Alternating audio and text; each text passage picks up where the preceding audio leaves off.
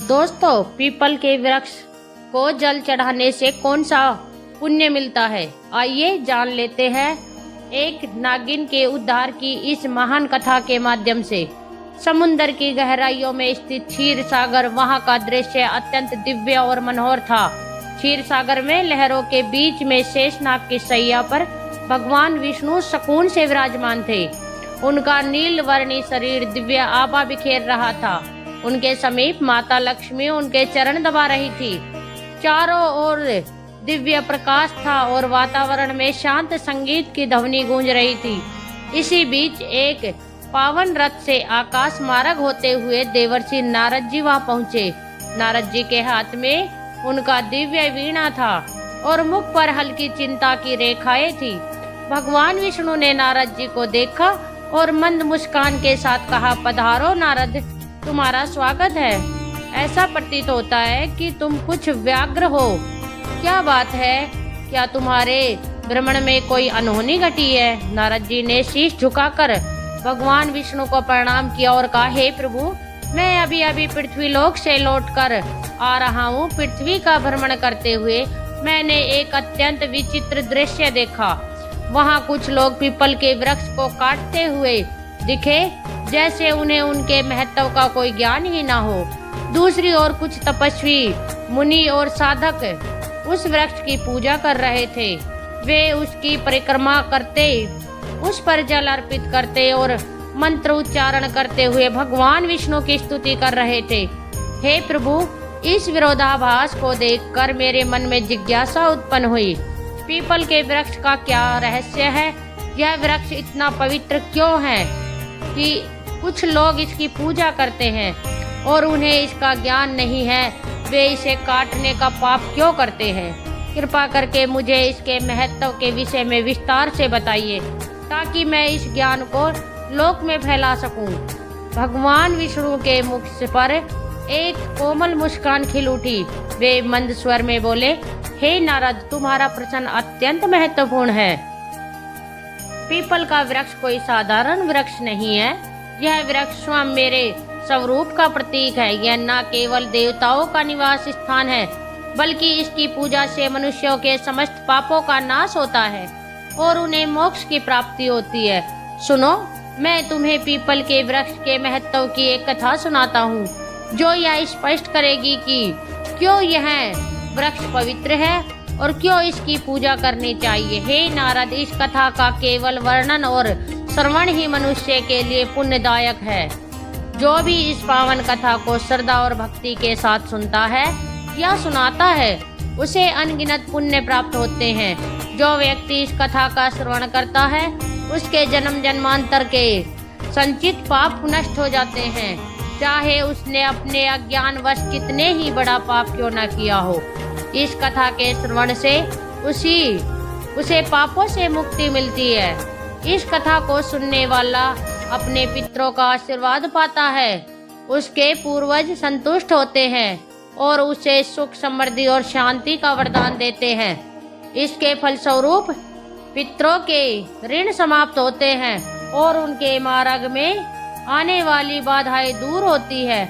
इस कथा को सुनने वाला व्यक्ति अपने घर में दुर्भाग्य, दरिद्रता और कष्टों को दूर करता है। उसके परिवार में सुख, समृद्धि और लक्ष्मी का वास होता है। उसका जीवन सदा मंगल में रहता है। यदि किसी स्त्री पुरुष को संतान सुख की प्राप्ति में बाधा हो रही हो, तो वह इस कथा का श्रवण करके पीपल के वृक्ष की पूजा करे।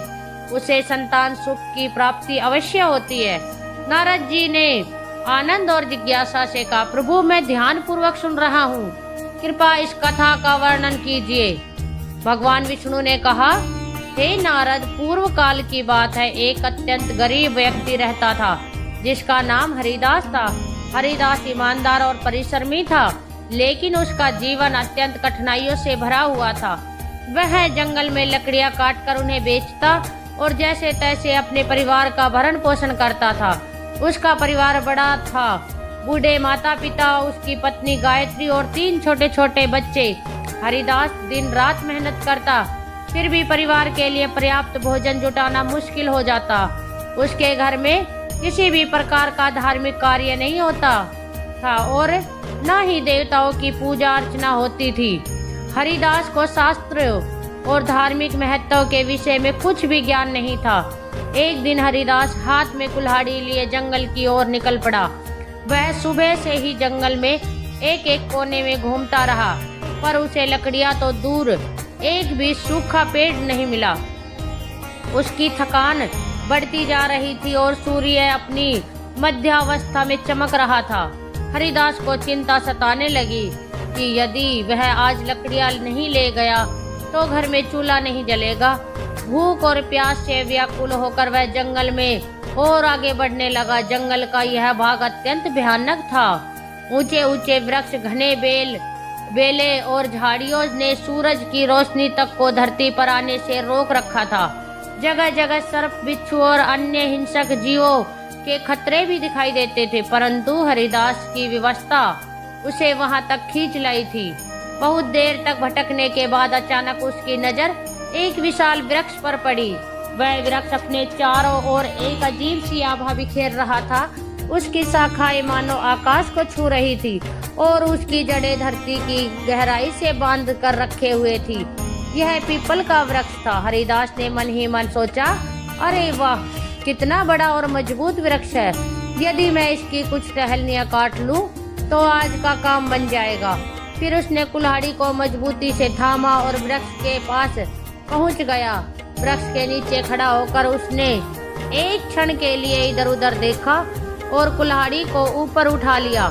जैसे ही वह कुल्हाड़ी से वृक्ष पर आघात करने वाला था, तभी एक भयंकर आवाज गूंज उठी जो किसी स्त्री की सी प्रतीत हो रही थी। हे मनुष्य, ठहरो, तुम यह क्या अनर्थ करने जा रहे हो? हरिदास ने चौंक कर इधर उधर देखा, पर वहां कोई दिखाई नहीं दिया। अगले ही क्षण वृक्ष के तने के पास से एक भयानक काले रंग का सर्प प्रकट हुआ। उस सर्प की आंखें चमक रही थी, मानो उनमें अग्नि की ज्वाला जल रही हो। हरिदास भयभीत होकर पीछे हट गया। सर्प धीरे धीरे उसके सामने आकर रोने लगा। वह अब सर्प नहीं बल्कि एक सुंदर स्त्री का रूप धारण कर चुका था। यह कोई साधारण स्त्री नहीं थी, बल्कि एक नाग कन्या थी। उसका चेहरा तेजस्वी था और उसकी आंखों में अपार रहस्य झलक रहा था। फिर नाग कन्या ने गंभीर स्वर में कहा, हे मनुष्य, तुम यह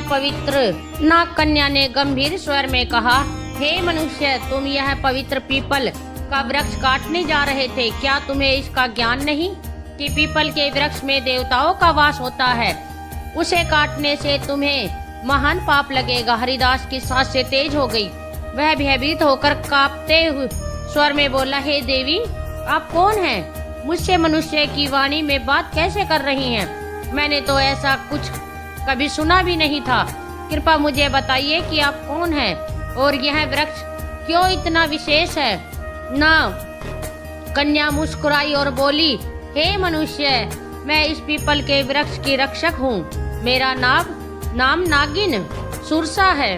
यह वृक्ष मेरे लिए बहुत प्रिय है क्योंकि इसी वृक्ष में मेरा वास है और यह है, परंतु इस वृक्ष के साथ मेरा यह जुड़ाव केवल इस जन्म का नहीं है, बल्कि यह एक पुरानी कथा का परिणाम है। सुनो, मैं तुम्हें अपने पूर्व जन्म की कथा सुनाती हूँ। यह कहते हुए नाग कन्या सुरसा का चेहरा गंभीर हो गया। उसकी आंखों में अतीत का एक गहरा रहस्य चमक उठा। हरिदास विस्मय और जिज्ञासा से उसकी ओर देखने लगा, क्योंकि यह सब उसके लिए अत्यंत अद्भुत और विचित्र था। नाग कन्या ने अपना वृतांत आरंभ किया।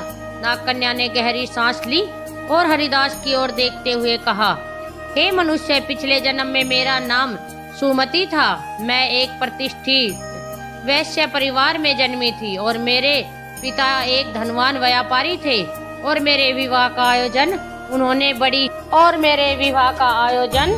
उन्होंने बड़ी धूमधाम से किया। मेरा विवाह एक पुण्य आत्मा और ज्ञानी वैश्य पुत्र से हुआ जिसका नाम धर्मपाल था। मेरे पति अत्यंत धार्मिक प्रवृत्ति के थे और अनाज का व्यापार करते थे। उनका जीवन सदा लेकिन धर्म और सत्कर्म में लीन था। किंतु मैं उनके गुणों से सर्वथा विपरीत थी। मेरा स्वभाव अत्यंत स्वार्थी और अहंकारी था। मैं ना तो अपने पति का आदर करती थी और ना ही किसी प्रकार के धर्म कर्म में रुचि रखती थी। मुझे देवी देवताओं की पूजा व्यर्थ प्रतीत होती थी। मेरा मन सदा सांसारिक सुखों और धन संपत्ति में लिप्त रहता था। मेरे पति मुझे समझाते रहते थे कि हमें जीवन में पुण्य के कार्य करने चाहिए, देवताओं की पूजा करनी चाहिए, किंतु मैं उनकी बातों को हमेशा अनसुना कर देती। हमारे गांव के पास एक मुनि का आश्रम था। वह आश्रम शांत, पवित्र और प्रकृति की छांव में बसा हुआ था। वहां के वातावरण में एक अलौकिक शांति थी। मुनि ने अपने आश्रम के आंगन में एक छोटा सा पीपल का वृक्ष लगाया हुआ था। गांव के लोग वहां नियमित रूप से पूजा करने आते थे। वे पीपल के वृक्ष के चारों ओर दीप जलाते, जल चढ़ाते और उसकी परिक्रमा करते थे। उनका विश्वास था कि इस वृक्ष में भगवान विष्णु का वास है और उसकी पूजा करने से उनके पितृ प्रसन्न होते हैं। लोगों की श्रद्धा और भक्ति से वह वृक्ष बहुत ही कम समय में विशाल हो गया।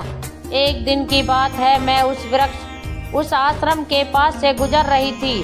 वहां मैंने देखा कि एक ब्राह्मण अत्यंत श्रद्धा से उस पीपल की वृक्ष की पूजा कर रहा था। वह वृक्ष के तले जल चढ़ा रहा था और मंत्रोच्चार कर रहा था। यह दृश्य देखकर मैं ठहाका मारकर हंसने लगी और कटु स्वर में कहा, अरे ब्राह्मण, तुम मूर्खों की तरह इस वृक्ष की पूजा क्यों कर रहे हो? यह तो केवल एक पेड़ है, ना फल देता है ना फूल। क्या यह पेड़ किसी काम का भी है? यह व्यर्थ का ढोंग है, तुम्हारी पूजा का कोई लाभ नहीं है। मेरे शब्द सुनकर वह ब्राह्मण अत्यंत शांत भाव से मेरी ओर देखता रहा। फिर वह गंभीर स्वर में बोला, हे देवी, तुम्हारा अज्ञान ही तुम्हारे इस व्यवहार का कारण है। क्या तुम्हें ज्ञात नहीं कि यह पीपल का वृक्ष मात्र एक साधारण वृक्ष नहीं है। इस वृक्ष में स्वयं भगवान विष्णु का वास होता है। यह वृक्ष जीवित है और अत्यंत पवित्र है। इसकी पूजा करने से भगवान विष्णु प्रसन्न होते हैं। इसके तले जल चढ़ाने से पितरों का आशीर्वाद प्राप्त होता है। अनेक जन्मों के पाप इस वृक्ष की पूजा से समाप्त हो जाते हैं। यह वृक्ष मानव जीवन के लिए वरदान स्वरूप है। उस ब्राह्मण की बातों ने मेरा अहंकार को और भड़का दिया। मैंने कटु शब्दों में उसका और उस वृक्ष का उपहास किया। मैं क्रोध में आकर उस वृक्ष के पास पहुंची और व्यंग पूर्ण स्वर में कहा, देखते हैं तुम्हारा यह वृक्ष कितना महान है। यह कहकर मैंने आवेश में आकर पीपल के वृक्ष को लात मार दी।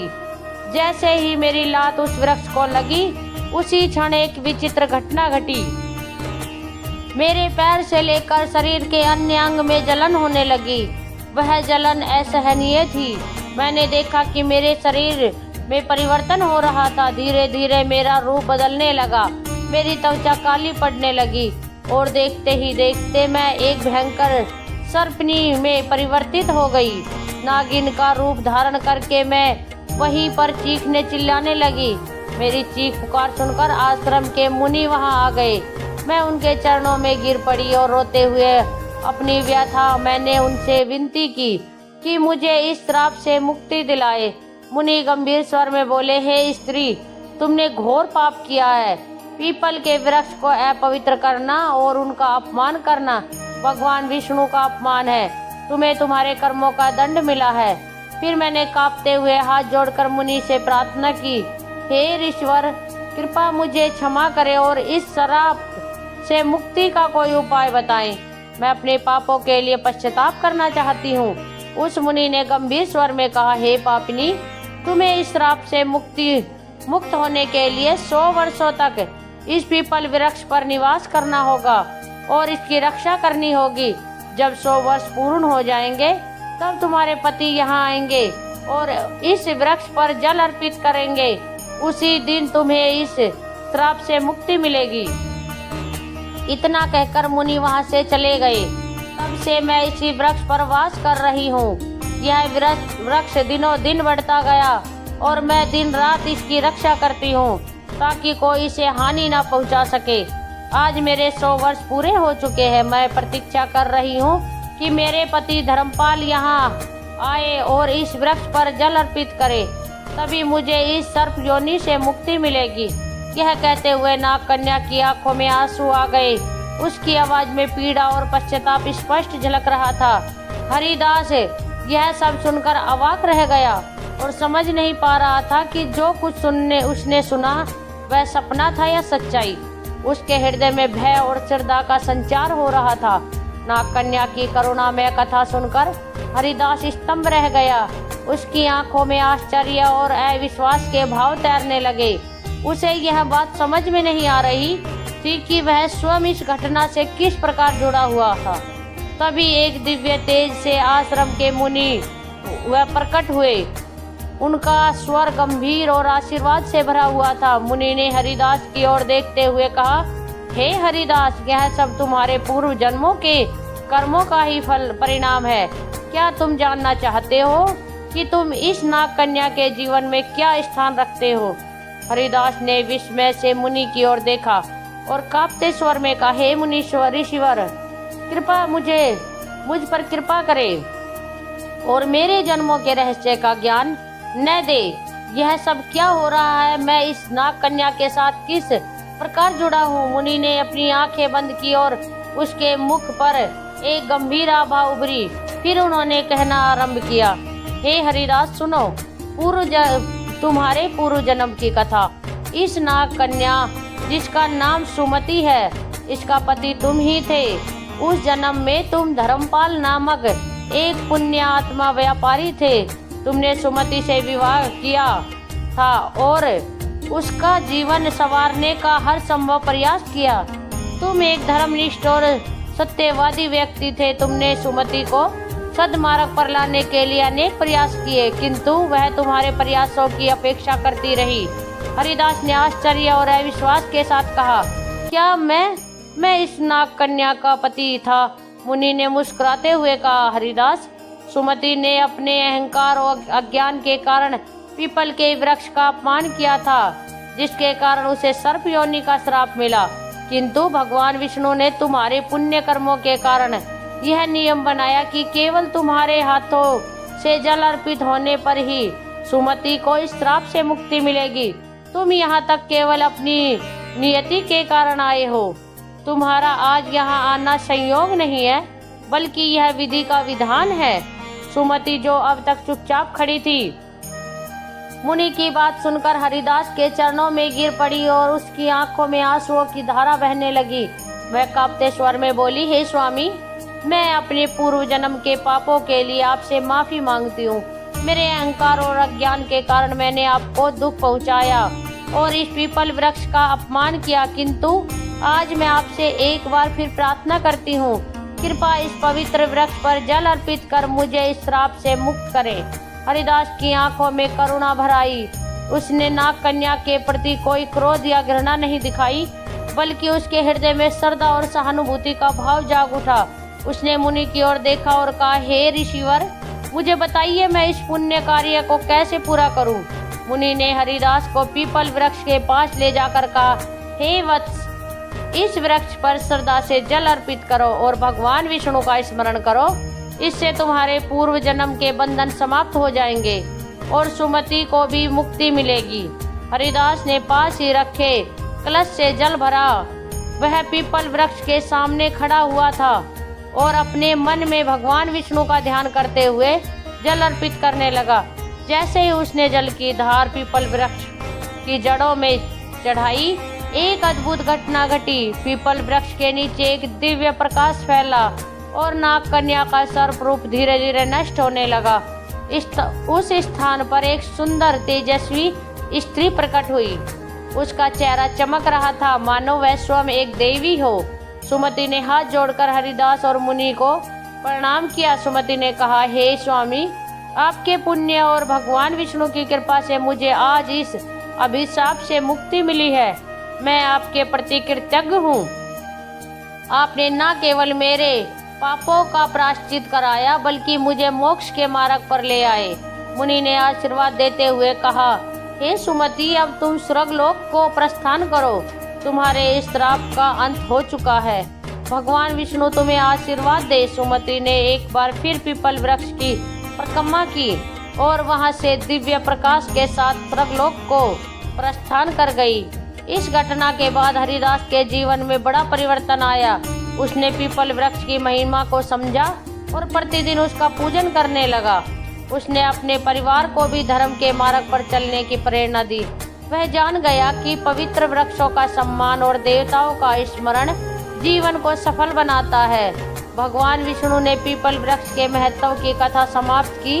उनके मुख पर करुणा और दिव्यता का तेज झलक रहा था। देवर्षि नारद जी अत्यंत भाव विभोर होकर बैठे थे। उन्होंने भगवान विष्णु की स्तुति करते हुए कहा, हे प्रभु, आपने पीपल वृक्ष की महिमा और यह कथा सुनाकर मेरी जिज्ञासा को शांत किया। मैं धन्य हो गया।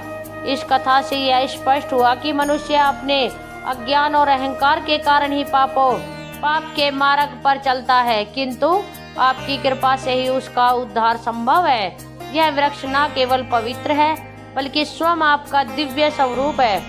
भगवान विष्णु मुस्कुराते हुए बोले, हे नारद, यह सत्य है। पीपल का वृक्ष सृष्टि का जीवन है। इसकी जड़ में मैं स्वयं निवास करता हूँ।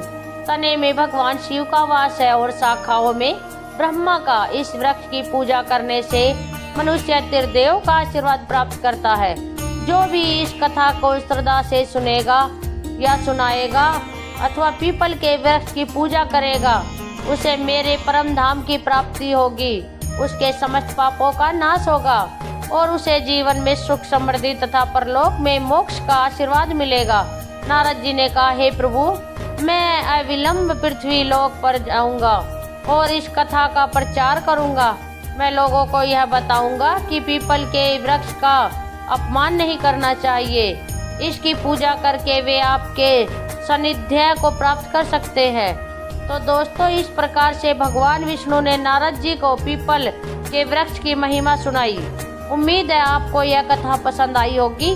वीडियो को लाइक जरूर करें और कमेंट में जय श्री हरि विष्णु अवश्य लिखें। साथ ही चैनल को सब्सक्राइब करें। धन्यवाद।